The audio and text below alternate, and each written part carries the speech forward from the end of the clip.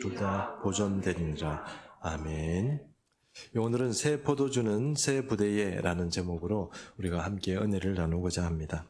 제가 젊은 시절에요, 독일의 신학자 게르트 타이센이라는 그런 신학자의 책을 읽은 적이 있습니다. 그러니까 지금부터 한 30년도 더 된 이야기입니다. 그러니까 1970년도에 우리나라에 번역이 되어 온 책인데요. 그때는 우리 사회에 좀 표현은 좀 죄송합니다만 제가 실제로 그렇게 제 생각이 그렇다는 게 아니고 당시에는 빨간책이라는 것이 좀 유행을 했습니다. 빨간책이라는 것은 여러분 아시지만 좌파 서적, 이렇게 우리 흔히 요즘 말하는 그런 서적들이 좀 많이 있었고요.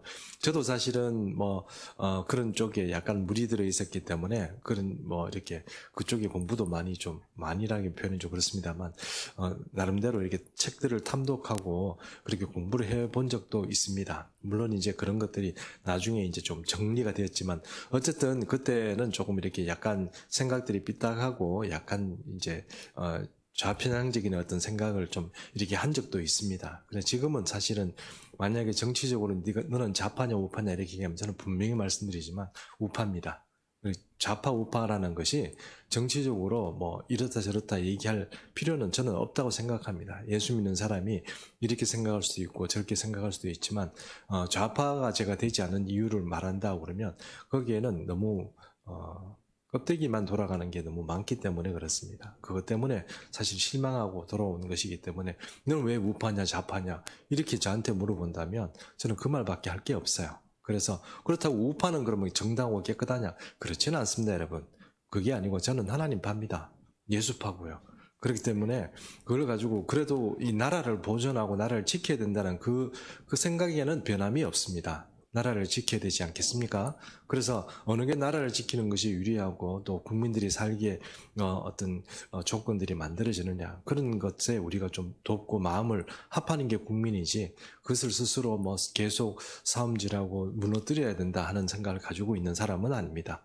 그러므로 그렇다고 해서 부패를 덮어주죠 이렇게 그런 생각을 가지고 있는 사람은 아닙니다. 어쨌든 우리나라가 좌파가 됐든 우파가 됐든 갱신 운동이 좀 일어나야 된다는 것은 사실이고 또 어떤 그 힘들이 사실은 교회를 통해서 일어났으면 좋겠지만 지금 그것은 교회는 점점 더 내몰리고 있는 상황이다 하는 생각이 들어서 그것이 참 목사로서 참 안타깝다는 생각을 하고 아마 이 생각은 저뿐만 아니고 여러분도 또 동일하게 하지 않을까 이렇게 생각합니다.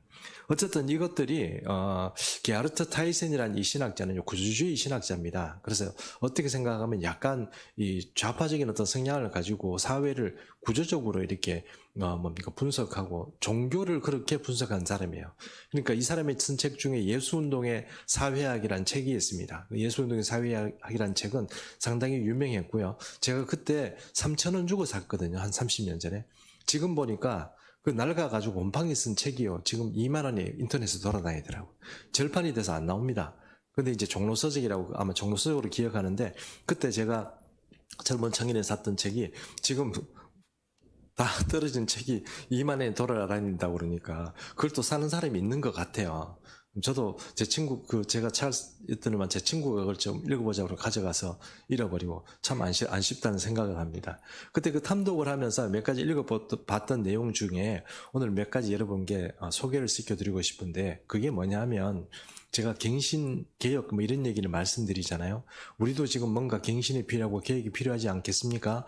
이렇게 계속 가다가는 우리 한국의 교회가 어떻게 되고 우리 교회가 어떻게 되겠나 하는 생각을 해보면 우리가 뭔가 달라져야 된다는 그런 어떤 필연적인 어떤 그런 입장에서는 여러분이나 저나 똑같은 입장이 아닐까 그렇게 생각을 합니다.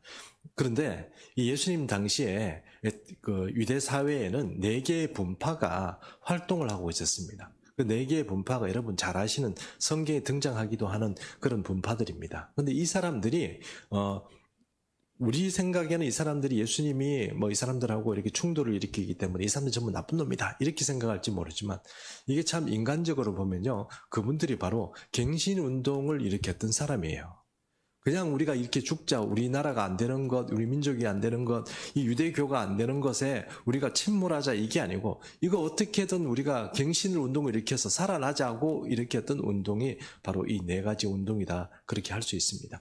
물론 지금 우리가 영적인 입장에서 예수님의 어떤 그런 복음적인 입장에서 보면 그게 잘못됐구나 하는 생각이 들지만 당시에 이 젊은 제 마음에도 게르트 타이센이라는 사람의 책을 읽고 어떤 갱신 운동을 일으켜야 된다는 그런 어떤 이렇게 종교가 우리 기독교가 이렇게 그대로 가서는 안 되겠구나 하는 그런 어떤 절실한 마음을 느꼈던 것처럼 당시에 그 유대교와 함께 굴러가는 많은 어떤 종파들도 그런 어떤 갱신운동의 어떤 소욕에 다 이렇게, 그런 마음들을 가지고 있었다는 것입니다. 그 첫 번째 여러분 예를 들면, 여러분 잘 아시는 바리새인들입니다. 바리새인, 이렇게 바리새이라고 하는 말은요, 우리말로 하면 구별된 자라는 뜻입니다. 그러니까 세상 사람들과 구별된 삶을 살겠다 하는 뜻이에요. 이 사람들은 금식하고 경건 생활을 하고 11조도 철저하게 드리고, 그러니까 이 사람들의 생각에는 이 말씀을 잘 지키고 하나님 우리에게 주시는 어떤 율법을 잘 지키는 것이 우리 민족이 살 길이고 우리가 살아갈 길이라고 생각을 했습니다. 그래서 이 사람들은 율법주의자들입니다. 아주 철저하게 율법을 지키고 그런 사람들이죠. 그래서 세상 사람들과 달리 어떤 종교적인 인물이라고 하기보다는 오히려 좀 더 율법적인 인물들이다. 율법을 지키고 살아야 되는 사람들이다. 그렇게 우리가 율법을 잘 지키면, 우리가 하나님 말씀을 잘 지키고 하나님 말씀을 잘 듣는다면 하나님께서 우리를 도와주시고 우리를 로마의 압제에서 해방시켜 주실 것이고 우리를 구원해 주실 것이다 하는 것이 바리새인들의 갱신운동의 묘지입니다. 결국 여러분 우리는 이렇게 생각해 볼 수 있습니다. 이 사람들이, 바리새인들이 생각이 잘못됐다고 지금 우리가 생각할 수 있겠습니까? 그렇지는 않죠. 지금 우리 입장에서 보면 어떻습니까? 우리가 우리의 삶을 살아가면서 말씀 잘 들어야 되고 하나님께 예배 잘 드려야 되고 이런, 우리도 그런 얘기 하지 않습니까? 그런 것처럼 이 바리새인들도 잘 생각해 보면 그런 취지에서 자기의 어떤 갱신운동을 진행했던 사람이다 할 수 있는 것입니다. 또 두 번째는요, 종교 관료주의라고 할 수 있는 이 사두개인이라는 부류도 있었습니다. 이 사두개인이란 말은요, 이들은 주로 고위 성직자가 되어서요, 그러니까 제사장 사독이라고 하죠. 제사장 사독의 어떤 가르침을 따르는 사람들이라고 해서 사두개이라고 이렇게 얘기를 합니다. 이 사두개인들은 주로 제사장 무리이기 때문에 성전주의자들입니다. 성전을 중심으로 서기관들, 그 다음에 공의의 의원들, 그 다음에 성전의 고위직 어떤 제사장들, 그러니까 종교의 어떤 관료주의자들, 이런 사람들이 바로 이 바리새이들이다, 바리새이가 아니고 이 사두개인들이다 이렇게 말할 수 있습니다. 이들도 나름대로 뭔가 이렇게 종교를 이런 어떤 나름대로 이 유대교를 나름대로 잘 우리가 운영을 하면 된다고 생각했습니다. 예를 들어서 여러분 이렇게 한번 생각해 보십시오. 예수님이 그 당시에 오셔서 사람들이 성전 앞에서 이렇게 비둘기 팔고 이렇게 할 때 예수님이 다 엎어버리셨죠. 그리고 환전상 있지 않습니까? 환전상이 뭐냐 하면 성전에서 쓰이는 게 이제 성전 이게 돈이 따로 있습니다. 그러면 자기 돈을 로마 시대에 헬라 시대에 쓰던 돈들을 가지고 와서 성전에 와서 성전 돈으로 바꾸는 거예요. 그럼 그걸 누가 바꿔줘야 되지 않습니까? 그래서 이제 환전상이 있는 거예요. 그것도 예수님 다 엎어버리셨거든요.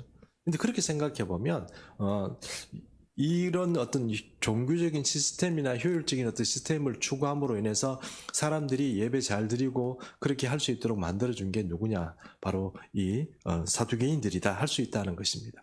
긍정적인 측면에서 그렇다는 것입니다. 물론 부정적인 분들이 많죠. 그런 일이 있겠는 하겠지만 어쨌든 나름대로 그들은 성전을 잘 관리하고 또 종교적인 어떤 시스템을 잘 관리하기 위해서 노력했던 사람이다 그렇게 말할 수 있다는 것입니다.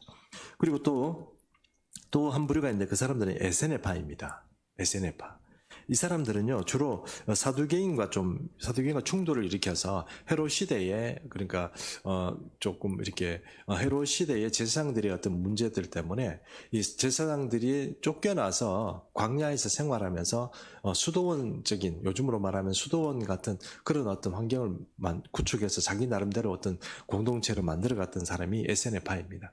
여러분 잘 아시는 그 성경을 필사하고 또 필사하기 전에 여호와 야훼라는 이름이 한 번만 나올 때마다 이렇게 목욕하고 그 이름을 썼다 하고 그런 성경 필사본이 많이 등장하고 보존되는 이유가 바로 이 에세네파들 때문에 그렇습니다. 이런 에세네파가 있는데 여러분 우리가 오늘 이 성경 본문에 등장하는 세례 요한도 사실은 에세네파입니다.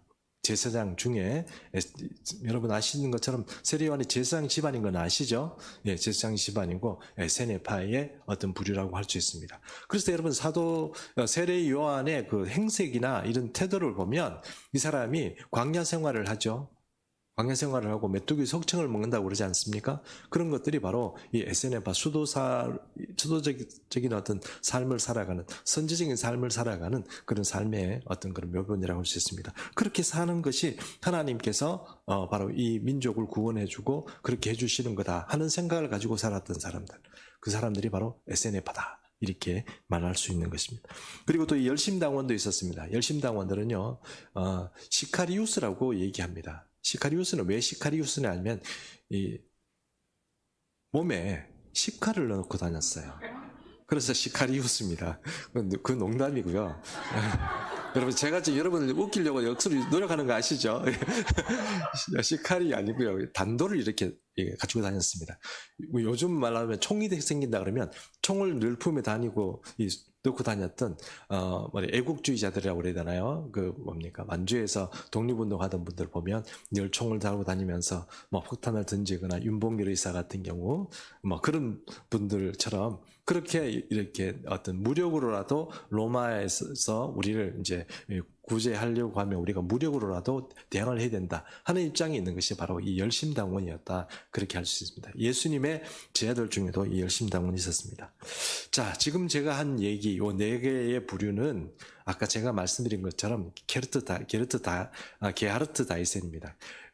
게하르트 타이센의 책에 나와 있는 예수운동의 사회학이라는 책에 이렇게 분류가 되어 있는 겁니다. 물론 이 게하르트 타이센이라는 사람만 그런 분류를 만들어낸 것은 아니지만 구조적으로 당시 사회가 어떤 사회였다는 것을 이렇게 소개하고 좀 이렇게 했던 부류 중에 이 게하르트 타이센이라는 사람은 아주 유명한 그런 신학자라고 할 수 있습니다. 그래서 호기심 많던 청년 시절에 우연히 이 게르트 타이센의 책을 읽었고요. 그 책이 가진 어떤 매력에 저는 빠져가지고 그 책을 자주 탐독을 했었습니다. 책을 몇 번이나 읽고 이렇게 했습니다. 근데 그 책이 말하는 것처럼 마치 예수님이 이 땅에 오셔가지고 일으킨 운동이 이 네 개의 분파 운동과 비슷한 운동이다 하고 이렇게 소개를 하고 있는 거예요. 그게 조금 마음에 안 들긴 했어요. 저도 그래도 교회 다녔던 청년인데 그런 게 마음에 안 들었어요. 어떻게 예수님과 이 네 개의 분파 운동이 같을 수가 있단 말인가 생각을 했어요. 그런데요, 제 젊은 시절에 이런 생각을 했습니다. 이 사람들이 참 억울하겠다, 이런 생각을 했어요. 왜 억울합니까? 그럼 저는 이렇게 생각했습니다. 이것이 왜 그 사람들이 억울하겠다 생각했냐면, 이 사람들이 이 지금 현실적인 문제에 들어가지고 이거 내가 이대로 그냥 살아야지 이렇게 한 게 아니고요. 뭔가 민족을 위해서, 여호와를 위해서 뭔가 내가 움직여야 되고 변화되어야 되겠다는 그런 어떤 갱신의 운동이었다는 것입니다. 개혁 운동이었고요. 그런 것들이 바로 이 네 개 분파의 운동을 만들어낸 것입니다. 그냥 성전에서 그냥 예배만 드리고 아무 문제 없이 그냥 그렇게 한 것이 아니고, 우리가 이대로는 살 수 없다는 그런 어떤 그 자구책으로 만들어진 것이 그런 네 개의 개파라는 것입니다. 그러면 예수님이 오셔가지고 나름대로 이렇게 노력하고 열심히 하고 있으면 칭찬을 해주셔야 되는데, 성경에 보면 어떻습니까? 오히려 자주 충돌을 일으키죠. 바리새인들하고 충돌을 일으키고 사두개인들하고도 충돌을 일으키고, 주님이 성전에 가서 어떻게 합니까? 아까 말씀드린 것처럼 환전상에 그 돈을 막 저는 이게 참 긴장했습니다. 여러분 생각해 보십시오. 환전상 엎어버리면 돈이 섞일 텐데 그거 어떻게 되나? 별로 나는 중요하지 않다 이런 생각할지 모르지만, 저는 그 젊을 때 주님 너무하신 거 아니야? 돈을 섞이면 어떻게 이거 이런 생각도 하고, 누가 죽어가면 어떻게, 그런 걱정도 하고. 여러분 전혀 걱정을 안 하시네요. 그리고 비둘기도 세장 열어가지고 쫓아버리시고 그렇게 하셨지 않습니까? 그런 거 생각해 보면 나름대로 어떤 시스템을 만들어가고 나름대로 이렇게 표준화해가고 뭔가 사람들이 잘 믿을 수 있도록 에러점 없도록 그렇게 만들어가고 뭔가 이렇게 만들어가는데, 주님은 그걸 그렇게 잘못됐다고 생각하시고 그렇게 비판하실 필요가 없다, 이런 생각을 솔직히 저는 한 거예요. 그러면 오셔가지고 얘들아 요렇게 하라거나 이렇게 말씀해 주시고 이러면 좋은데, 주님 그게 아니고 대놓고 막 비판하시고 막 뭐라고 하시니 꾸짖으시니까 주님이 왜 저러시나 이런 생각도 솔직히 어릴 때는 했습니다. 예수라는 분 자체가 평화를 전하시는 분이고 그분을 믿으면 구원을 얻는데 그럼 이 사람들은 전부 뭐 원수 취급하고 이래가지고 다 내쫓고 이러는 건 저는 아니라고 생각을 한 거죠. 젊을 때. 이해하시죠? 예. 우리는 너무 많이 배워가지고 그 사람들이 전부 나쁜 놈들이다 이렇게 생각할지 모르지만 사실 여러분 그걸 이렇게 우리가 어떤 교육을 지금까지 받아온 내용들을 다 빼버리고 그 사람들이 가지고 있는 그런 의도나 생각들을 잘 생각해 보면 그 사람들이 그럴 수 있겠구나 하는 생각이 들지 않겠습니까? 그러면 저도 그렇게 생각해서 성경을 잘 모르고 이럴 때는 그런 생각이 들었던 거예요. 예수님 오시면 칭찬해주고 보완해주고 이렇게 해야 되는데 오히려 주님은 그렇게 하지 않았다는 것입니다. 성경에 보니 바리새인이나 서기관들로 불리는 또 사두개인들하고 또 충돌을 많이 일으켰습니다. 나름대로 잘하고 있고 잘하려고 노력도 하는데 왜 하나님의 아들이라고 하는 분이 오셔서 그 마음과 의도를 몰라주고 자신들을 적대시하고 또 반감을 가지게 하시는지 그들은 전 이해를 못했습니다. 아까 제가 말씀드린 것처럼 이 표현이 모를지 모르지만 그들은 입장에서 보면 이 하나님의 아들이라고 하는 분이 섭섭한 거죠. 이분이 정말 하나님의 아들이라면 우리의 노력이나 우리의 생각들을 좀 알아주실 텐데 어떻게 그것들을 알아주지 않고 오히려 우리를 꾸짖으시고 우리의 의도는 모르시고 저렇게 함부로 우리를 책망하시나 이렇게 생각했을 수도 있다 하는 것입니다. 그래서 아마 그들 마음 가운데는 뭔가 좀 섭섭한 사람이 있었지 않을까 이렇게 생각을 하는 것입니다. 그런데요, 여러분, 이 4개 분파가 얘기를 했잖아요. 근데 여러분, 오늘 성경에 보면 그 중에서도 가장 섭섭한 인물들이 누구였냐면, 누구였겠습니까? 세례 요한의 제자들이었어요. 세례 요한의 제자들. 세례 요한의 제자들이 예수님에 대해서 가장 섭섭했을 겁니다. 그래서 여러분, 이 세례 요한의 제자들은 이렇게 생각했으면 예수님은 자기 편인 줄 알았어요. 예수님은 자기 편인 줄 알았어요. 왜냐하면 세례 요한이 예수님을 세례를 줬습니다. 같은 집안이에요. 같은 집안이고 세례도 주고 막 그렇게 했기 때문에 또 여러분 아시는 것처럼 예수님은 성경에 나와 있잖아요. 광야에서 외치는 자의 소리라고 그렇게 예언이 되어 있는 인물이 아닙니까? 그 사람이 누구를 예언했습니까? 메시아 예수를 예언한 사람이에요.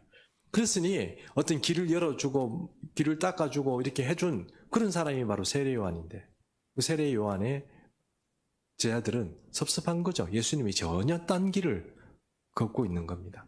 그래서 오늘 지금 세례 요한의 제자들이 이렇게 와서 지금 따지는 거 아닙니까? 그래서 또 어떤 이들은 세례 요한의 제자들의 생각을 요즘 현대적으로 보면 현대에 와서 어떤 신학자들은 이런 주장을 해요. 예수님이 세례 요한의 제자였다. 이렇게 말하는 사람도 있어요. 저는 터무니없는 생각합니다. 왜냐하면 예수님이 세례 요한의 제자였고 세례 요한에게서 배웠다면 예수님의 생각은 여러분 세례 요한이 생각하는 것 이상의 모든 초월하는 거예요. 배울 수가 없어요. 그럼 말이 안 맞아요. 어쨌든 세례 요한에게서 예수님이 배웠다 이렇게 얘기하는 분들도 계세요. 그런데 그것은 전혀 잘못된 생각입니다. 어쨌든 세례 요한의 제자들 생각 중에는 예수님은 자기 편이고 뭔가 자기에게서 좀 나갔고 세례 요한의 어떤 영향을 받은 사람이고 우리의 도움을 받았던 사람이다 이렇게 생각하는 그 생각들이 세례 요한의 제자들에게 있는 거예요. 그 요한의 제자들이 지금 세례 요한의 제자들이 지금 주님을 찾아와서 얘기하는 것입니다. 그래서 우리 성경 본문 9장 14절 한번 보겠습니다. 제가 읽겠습니다. 그때에 요한의 제자들이 예수께 나와 이르되 우리와 바리새인들은 금식하는데 어찌하여 당신의 제자들은 금식하지 아니하이까? 이렇게 예수님께 질문을 하는 것입니다. 한마디로 한다면 그들 모두는 특별히 세례 요한의 제자들은 예수님이 도대체 어떻게 하려고 하시는지를 잘 이해를 못했어요. 그러면 만약에 뭔가 하나님 나라를 오게 하려고 하면 뭔가 세례 요한이 추구했던 것처럼 금식하고 뭔가 경건한 생활을 하고 이렇게 해야 되는데 예수님은 그렇게 하지 않고 오히려 죄인들을 찾아다니면서 그들과 같이 밥도 먹고요. 술도 마시고요. 또 뭐 계속 올려서 그렇게 하니까 세례 요한들의 제자들, 뭐 바리새인도 마찬가지지만 특별히 세례 요한의 제자들은 자기들하고 생활 태도나 어떤 삶의 방식이 전개되는 것이 너무도 틀린 예수님에게 당황하는 거예요. 그러면 금식도 우리는 금식도 하고 그래야 되는데 예수님의 제자들은 금식 안 하고 주는 대로 먹고 뭐 주는 대로 마시는 거예요. 그게 세례 요한들의 제자들에게는 좀 이해가 안 되는 부분이었습니다. 그래서 세례 요한의 제자들은 예수님에 대해서 그런 어떤 뭐 섭섭한 생각도 있고 여러 가지 생각들이 있어서 예수님을 찾아와서 이제 질문을 하게 된 것입니다. 근데 여러분, 세례 요한의 제자들을 예수님께서 꾸짖었다 이런 표현은 없습니다. 그런 의미는 아닙니다. 그런 의미는 아닌데 에세네파 사람들을 주님께서 그러니까 이 광야에 들어가서 나름대로 역할을 하고 있는 사람들을 꾸짖다 이런 건 없어요. 근데 이제 세상을 살아가면서 뭐 문제가 일으키는 그런 뭐 열성당원이나 이런 사람들에 대해서는 말씀을 하시지만 에세네파에 대해서는 말씀하지 않지만 오늘 이 말씀을 보면 그 에세네파 사람들조차 뭔가 예수님을 이해하지 못했는데 그것을 예수님이 지금 이해시키고 있다는 것입니다. 어찌됐든 이 모든 일의 결말은 뭡니까? 9장 15절입니다. 9장 15절 우리가 함께 읽습니다. 시작. 예수께서 그들에게 이르시되 혼인집 손님들이 신랑과 함께 있을 때 슬퍼할 수 있느냐? 그러나 신랑을 빼앗길 날이 이르니 그때에는 금식할 것이니라. 지금 금식할 때가 아니라는 거예요. 신랑은 누구를 말합니까? 예수님을 말하는 거죠. 예수님이고 그럼 신랑집 친구들이라는 게 누구를 말하는 겁니까? 지금 예수님과 함께하는 제자들을 말합니다. 지금 예수님이 제자들과 함께 있기 때문에 지금은 금식할 때가 아니야. 이런 얘기를 하시는 거예요. 지금 마치 혼인 잔치집에 친구들과 신랑이 같이 있는 것처럼 신랑하고 같이 있으면 나는 오늘 금식이야. 이거 말이 안 되지 않습니까? 예전에 바리새인들과 에세네파 사람들은 일주일에 2번 금식했습니다. 그래서 이 한 일회에 2번 금식한다는 말이 그래서 나온 겁니다. 한 일회는 일주일을 말하는데요. 거기 2번 금식하는 건 월요일과 목요일을 금식을 합니다. 월요일 금식은 뭐냐 하면은 옛날에 모세가 하나님의 산 호렙산에서 시내산에서 올라가서 하나님께 이렇게 말씀을 받고 내려온 날이 월요일이거든. 그래서 월요일 금식합니다. 그리고 목요일은요 올라간 날이에요. 그래서 금식하는 거예요. 그리고 율법을 사랑하고 율법을 지키려고 노력하는 사람들은 모세가 올라가고 내려온 날들을 기념해서 월요일과 목요일에 금식하는 거예요. 그러면 뭔가 하나님 말씀을 추구하고 이런 사람이라면 당연히 해야 된다고 생각하는데 예수님은 그렇게 하지 않고 예수님은 그렇게 하지 않았다는 거예요. 그래서 오늘 보면 예수님은 결론입니다. 결론의 말씀입니다. 그러면 그 얘기는 무슨 얘기냐면 나중에 내가 신랑을 빼앗기는 날이 온다는 거예요. 그날이 오면 나의 제자들도 어떻게 해요? 금식한다는 거예요. 그리고 나서 이제 의미심장한 이야기를 뒤에 붙이게 되는데 결국은 이런 이야기입니다. 너희처럼 지금 금식해서 막아질 일이 아니라는 거예요. 너희처럼 그렇게 금식하고 뭔가 율법을 지킨다고 그렇게 갱신운동을 일으킨다고 해서 그게 너희가 지금 생각하는 것처럼 막아질 일이 아니야. 그 누가 해야 되는 거예요? 결국 예수님이 죽으심으로 막아야 될 일인 거예요. 예수님이 죽으심 이후에야 이 갱신운동의 그 어떤 혁명적인 일들, 그것을 바꾸는 일들이 가능한 거예요. 그것은 예수님의 죽음 이전에는 누가 노력을 하고 누가 갱신운동을 일으키고 뭔가 눈물 흘리며 투쟁하며 그렇게 하더라도 그것이 갱신운동이 될 수 없다는 거예요. 예수님은 그 말씀을 지금 하고 있는 것입니다. 그래서 저는 이 말씀들이 참 우리가 예전에 알지 못했을 때는 예수님이 뭐 신랑을 뺏기고 그 얘기가 왜 이런 사람에게 이 사람에게 지금 얘기했느냐 이렇게 물어보면 사실 대답할 말이 없었는데 이 말씀을 잘 보면 예수님이 지금 이 사람들에게 하는 말은 뭐냐면 얘들아 너희가 참 그렇게 수고는 하는데 그게 아니야. 그럼 결국은 누가 해야 됩니까? 예수님이 해야 되는 거예요. 그리고 예수님이 죽으심 이후에 이 일이 가능해지고 그것이 전혀 바뀌는 새로운 틀의 새로운 어떤 개혁의 일들이 된다 하는 것입니다. 당시 유대인들은요 혼인잔치에 일주일 좀 같이 있었다고 합니다. 친구들하고 같이 있었는데 그렇게 하다가 일주일 좀 같이 있다가 이제 친구가 이렇게 가는데 아까 말씀드린 것처럼 친구하고 같이 혼인집 잔치 신랑하고 같이 있으면서 뭐 포도주도 마시고 뭐 고기도 뜯어먹고 그래야 되는데 나는 금식이야 이게 안 되지 않습니까? 그렇죠? 예수님은 그 얘기를 지금 비유로 그렇게 말씀하시는 것입니다. 그래서 혼인잔치가 끝나고 이제 예수님이 돌아가시게 되면 그때는 제자들이 알아서 금식한다 하는 것입니다. 그때까지는 바로 금식할 필요가 없다는 것이 예수님의 말입니다. 그래서 예수님의 죽으심 이후에라야 진정한 의미에서 혁신 혹은 어떤 갱신이 일어날 수 있다 하는 취지에서 그렇게 말씀하신 것입니다. 그럼 여러분 생각해 보십시오. 바리새인도 마찬가지고 사두개인도 마찬가지고 에세네파도 마찬가지고 열심당원도 마찬가지지만 여러분 그들의 노력이 가상합니다. 그들이 뭐 자기의 어떤 개인적인 영달을 위해서 살아간 것도 아니고요.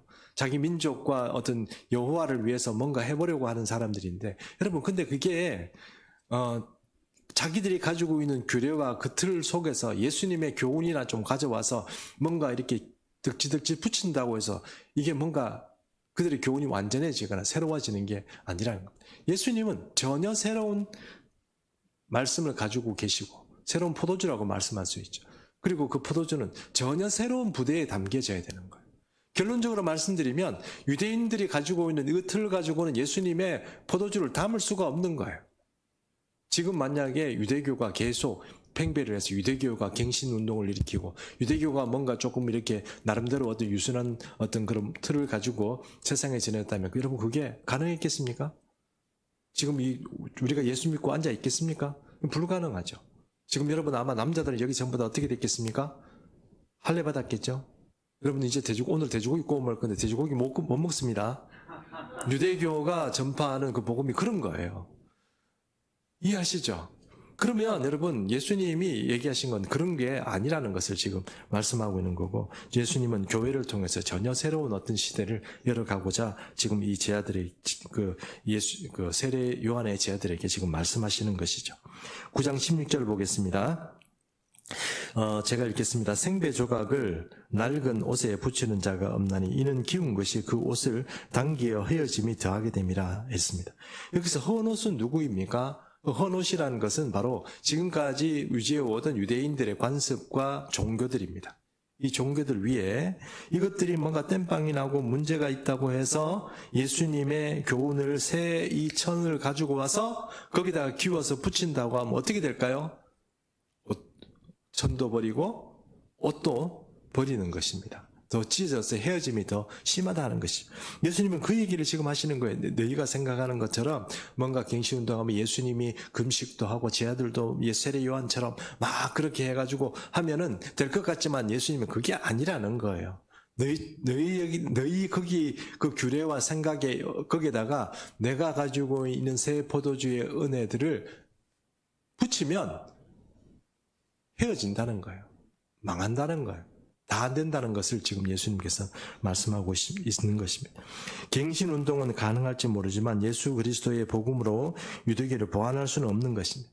그래서 예수님의 이론과 가르침을 끌고 와서 자신들의 단점을 보완하려고 하면 좀 괜찮고 좀 좋아지는 어떤 그런 종교를 만들겠지 하지만 그거는 불가능한 얘기다 하는 것이 바로 오늘 이야기의 취지인 것입니다.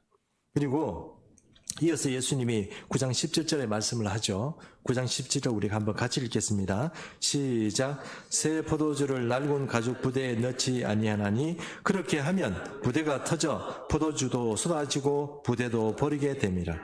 새 포도주는 새 부대에 넣어야 둘이 다 보존하느니라. 포도즙이 이제 발효하기 시작하면 거기서 이산화탄소가 나온답니다. 그러면 헌 가죽 부대라는 것은 미리 포도주를 넣어가지고 이게 이산화탄소가 나오면서 발효하기 시작하면 이 가죽이 점점 이렇게 부풀겠죠. 팽팽해지지 않겠습니까? 단단해지고 이제 굳으면서 이제 유연함은 다 잃어버리고 어느 정도 딱딱해질 때까지 이렇게 딱 되는 거 아니겠습니까? 팽창해가지고요. 그럼 거기다가 또 여러분 새 포도주를 넣으면 어떻게? 이 부대가 아깝다. 그죠? 가죽 부대가 아깝다. 여기다가 새 포도주를 한번 더 넣어가지고 또 사용이 되겠다. 이러면 어떻게 됩니까? 터진다는 거예요. 왜냐하면 가스가 또 발생하면서 반류하면서 그렇게 되기 때문에 옛날에 섰던 부대를 다시 사용할 수는 없어요. 새 포도주는 그래서 새 가죽 부대에 넣어야 된다는 거 주님께서 그 말씀을 하고 있는 것입니다. 유연성이 떨어지고 그 낡은 가죽 부대에는 낡은 부대에 포도즙을 새로 넣게 되면은 더 이상 늘지 못하기 때문에 그것이 터져버린다 하는 것입니다. 유대교에 예수님의 복음을 넣으면 유대교가 폭발하는 겁니다. 그러면 유대교도 폭발하고 예수님의 포도주도 버리게 된다 하는 것이 예수님의 말씀이다 하는 것입니다. 그래서 여기서 새 포도주에 사용된, 잘 말씀 보면 여기서 새 포도주에 사용된 새 것, 또 영어로 보면 new라고 할 수 있죠. 여기 new라고 그래요. 새 포도주 할 때, 이 새 포도주 할 때 새, 이것이 new 아닙니까? 영어로 보면 new지 않습니까? 이 new, 새로운 포도주라는 것은 여러분 이 헬라어 말에는 뭐라고 쓰이냐면 네오스라고 쓰여져 있답니다. 네오스라고 새 포도주 할 때 네오스 포도주, 예, 뒤에 말은 빼겠습니다. 네오스 포도주라고 되어 있는 거죠. 그리고 뒤에 보면 가죽 부대 나올 때 이게 새 부대라고 되어 있는데 거기에 보면 헬라어로는 카이노스라고 되어 있답니다. 카이노스하고 이 네오스하고 이 다른 말이죠. 다른 말인데 우리말로는 새 것이라고 되어 있고 영어로 해석하면 다 new예요. new. 새 것이라는 거죠. 근데 이 말의 의미를 잘 생각해 보면 이 네오스란 말은요, 시간적으로 새 것이란 뜻입니다. 그러니까 시간적으로 옛날 것이 지나고 이제 새 것이란 뜻이고요. 그리고 카이노스는 어떤 거냐 하면은 시간적이 아니고 질적인 변화를 가져와요. 그러니까 아예 얘가 아니고 아예 다른 거다 이런 뜻이에요. 그럼 여러분, 포도주는 같은 포도주인데 얘 포도주가 있고 새 포도주가 있으면 이 새 포도주가 아닌 같은 포도주다 그런데 새 것이다 하는 뜻이고요. 그 다음에 이 가죽 부대는요, 이게 뭔가 새 것이 되었다는 뜻이 아니고 아예 새 거다라는 뜻이에요. 아예 다른 부대다 이런 뜻이에요. 그래서 그 말씀 생각해 보면 새로운 포도주는 새로운 가죽 부대에 넣어야 된다 하는 말이, 그래서 여기서 쓰는 네오스란 말과 카이노스란 말을 쓴다 하는 것입니다. 그래서 오늘 이 말씀처럼 예수님은 이제 결론적으로 말씀드리면 이 예수님의 복음, 이 복음을 전혀 유대교에 넣을 수 없다 하는 것이 바로 오늘의 이 말씀이다 하는 것입니다. 그래서 여러분, 오늘 우리가 우리 시대를 이렇게 보면서 우리도 뭔가 새로워져야 되고 새로운 시도를 해야 된다는 것은 이게 정말 당면한 과제입니다. 여러분, 참 죄송한 얘기지만 우리는 지금까지 교회 생활이라는 것을 대부분 이렇게 우리가 거의 새 가족들은 잘 없습니다. 어떤 형태로든 우리가 교회 생활을 해왔는데요. 이 교회 생활 가운데서 우리가 뭔가 지금 새로운 어떤 교회의 역할들을 기대하고 새로운 어떤 갱신 운동이 우리 속에서 일어난다는 것은 여러분 다 아시는 거예요. 학자들도 그렇게 얘기하고 목사님들도 다 그렇게 얘기해요.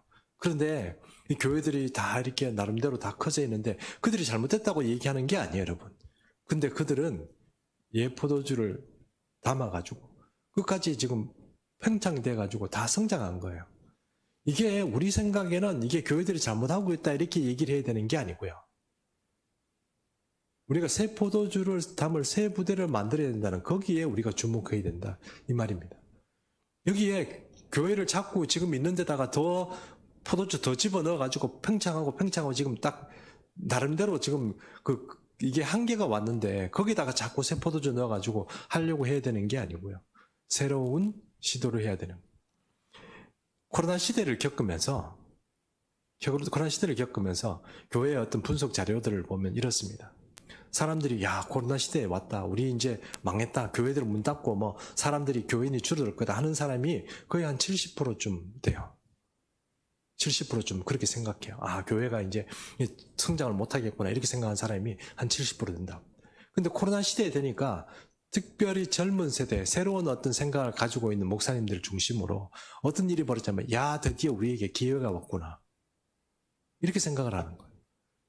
여러분, 우리 생각에는 지금 코로나 때문에 사람들이 교회도 안 오고 이제 지금 너무 힘들겠구나 생각하지만 어떤 사람들은요, 이게 우리가 기회가 왔구나, 우리가 교회를 만들고 우리가 교회를 어떤 뭔가 제대로 할 수 있는 기회가 왔구나 이렇게 생각하는 사람이 있다는 것입니다. 코로나뿐만 아니고 역사적으로 여러 가지 어려움들이 있었지만 결국 누구든지 포도주 때문에 문제가 아닙니다. 여러분, 포도주 문제가 아니에요. 포도주는 주님께서 늘 새 것으로 우리에게 공급하십니다. 그런데 이 가죽 부대가 늘 문제가 돼요. 가죽 부대가 유연성을 잃어버리고 팽창한 대로 팽창해버리면 여러분 더 이상 성장할 수가 없는 겁니다. 주님의 말씀이 거기에 담길 수가 없어요. 그러면 여러분 우리는 개척을 해서 이렇게 교회를 만들었지만 우리가 앞으로는 커가지고 충성교회처럼 되자, 아니면 뭐 어디 뭐 무슨 그 큰 교회들처럼 우리가 그렇게 하자, 이렇게 생각하면 여러분 오산입니다. 우리에게 뭔가 과제가 있다면 그것은 우리가 이 새 포도주에 주시는 그 시대적인 어떤 흐름에서 우리 교회가 예수님의 새 포도주를 받아서 이 교회가 끝까지 우리의 시대의 사명을 다하고 그래가지고 쓰임받는 것, 이게 바로 어쩌면 우리에게 주어지는 어떤 과제다, 이렇게 말할 수 있다 하는 것입니다. 그러면 여러분, 우리는 새 가죽 부대에 해당하는 그런 개척이라는 어떤 사명을 가지고 우리가 새롭게 출발을 했습니다. 그런데 우리가 만약에 옛날 포도주처럼 옛날 주님이 주시는 기존의 교회들이 한계에 와 있는 그 포도주를 자꾸 우리가 받아서 여기서 뭘 하겠다 이러면 여러분 우리 잘못한 생각이라 하는 것입니다. 그럼 여러분 포도주는 문제가 아닙니다. 포도주 문제가 아니고 그것은 여러분 우리 가죽 부대의 문제인 것입니다. 그럼 우리 교회는요, 무슨 교회의 헌금이 되었든 여러분의 삶이 되었든 신앙이 되었든 예배가 되었든 뭐든지 간에 새로워지는 것을 시도해야 되고, 어떻게 하면 주님이 주시는 이 시대적인 사명이나 우리에게 주시는 이런 어떤 음성에 따라서 우리가 이 유연성을 가지고 따라갈 것인가 하는 것이 우리의 소명이라는 것입니다. 뭐 지금 한국 교회가 쓰임 받을 대로 쓰임 받아서 크게 성장한 교회들이 잘못됐다는 것이 아니고 그들은 다 한계에 온 것입니다. 그러므로 여러분 우리는 이게 끝이구나, 우리는 새로운 시대의 사명을 가지고 새로운 출발을 해야 되는구나 하는 것이 바로 우리의 당면한 과제다 하는 것입니다. 그러므로 여러분, 주님은 우리에게 새 일을 감당하시기를 원합니다. 새로운 포도주를 공급하시기를 원해요. 그것이 이단적인 어떤 사상이나 이런 것들 속에, 또 오늘 뭐 말씀드린 것처럼 참 슬픈 일이지만 149명이나 그렇게 잠깐 영상을 봤는데 사람들이 깔려가지고요, 그거 건져내는데 진짜 이거 정말 큰일 났다 싶더라고요. 제가 옛날에 인도네시아에서 무슬림들이요, 뭐 이렇게 뭐 행사하다가 깔려 죽었다는 얘기도 들었고, 또 사우디아라비아에서 돌다가 깔려 죽었다 얘기도 들었고, 뭐 그런 얘기는 들었는데 대한민국 땅에서 아이들이 할로윈 지키다가 그래 죽었다는 거. 이건 정말 너무 비참한 이야기고 너무 슬픈 이야기입니다. 걔들이 잘 죽었다 이런 얘기를 하는 게 절대 아니라는 거 여러분 아시죠? 그런 얘기가 아니고 참 슬픈 이야기입니다. 교회가 사명을 회복되고 우리가 달라져야 될 필연적인 어떤 이야기가 여기에 있습니다. 그럼 교회들은 그 교회대로 가고, 우리는 새로운 세대를 향해서 새로운 마음을 가지고 새로운 교회를 구축해 나가야 된다는 것입니다. 여러분의 사명이 있다면 내가 지금 살고 있는 요 시대를 내가 신앙생활 잘하다가 하나님께 가야지, 이렇게 생각하면 안 되고요. 여러분은 다음 세대 그리고 다른 사람들을 끌어올 수 있는 거기에 여러분 사명이 있다는 것을 꼭 명심했으면 좋겠습니다. 그래서 오늘 어린이 전도 지금까지 3일 클럽을 통해서 어린이 전도하는 일도 그렇고요, 앞으로의 모든 일에 그들을 용납하고 수용하고 그래서 그들을 좀 돕고 가는 것이 우리의 시대적인 사명이라 하는 것에서 우리 예수비전 충성교회 이 가죽부대라는 예수비전 충성교회라는 가죽부대에 어떤 소명이 있지 않을까 생각을 합니다. 여러분 우리는 아직 친숙성이 있죠? 많은 사람을 수용할 수 있죠? 누구든지 포용할 수 있는 그런 아주 가벼운 몸으로 우리는 출발했습니다. 그럼에도 불구하고 우리는 가족부대가 너무너무 좋아요. 너무 더 많은 영혼들, 낙심한 영혼들, 어린 영혼들을 담을 수 있는 그런 교회가 우리 교회입니다. 여러분 이 일을 위해서 우리가 함께 헌신하며 충성하는 여러분 되었으면 좋겠습니다. 이제 일어나셔서 결단송 부르시면서 예배를 마치도록 하겠습니다. 보라 새 일을